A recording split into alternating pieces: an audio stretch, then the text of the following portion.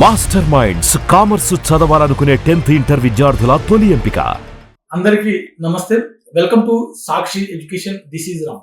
ఆంధ్రప్రదేశ్ సంబంధించినటువంటి వివిధ సెట్లు అంటే మనకు లా సెట్ కావచ్చు, బీఈడి సంబంధించినటువంటి ఎడ్ సెట్ కావచ్చు, లేకుంటే ఈ ఏపీ సెట్ కావచ్చు, ఇట్లాంటి వేరే ఎంట్రన్స్ ఏవైతే ఉన్నాయో పీజీ సెట్ కావచ్చు, అన్ని ఎంట్రన్స్ కూడా మనకు ఏప్రిల్ 23 నుంచి మే చివరి వరకు మనకు జరగనుంది.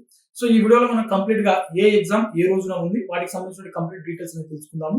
సో ముందుగా ఈ వీడియో చూస్తున్నటువంటి ప్రతి ఒక్కరు కూడా ఈ వీడియో తప్పకుండా లైక్ చేయండి. అలాగే మీరు ఇంకా సాక్షి ఎడ్యుకేషన్ యూట్యూబ్ ఛానల్ ని సబ్స్క్రైబ్ చేసుకోకపోతే ఇప్పుడే సబ్స్క్రైబ్ చేసుకోండి. ముందుగా మనకు ఏపీ ఈ సెట్, సో లాటరల్ ఎంట్రీ అంటాము. సో మనకు ఏపీ ఈ సెట్ ఎగ్జామ్ వచ్చేసరికి ఏప్రిల్ 23వ తేదీన జరిగింది.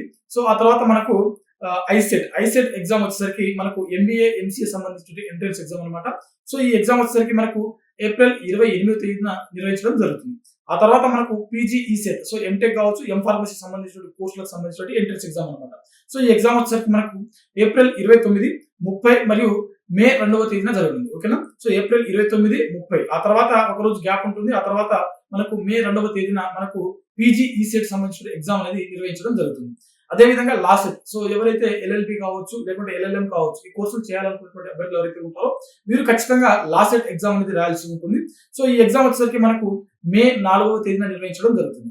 అదే విధంగా ఎడ్సెట్, సో బీఈడి చేయాలనుకుంటుంటే అభ్యర్థులు ఎవరైతే ఉంటారో ఖచ్చితంగా ఎడ్సెట్ ఎంట్రన్స్ అనేది రాయాల్సి ఉంటుంది. సో దీని ద్వారానే అడ్మిషన్స్ తీసుకుంటారు కాబట్టి.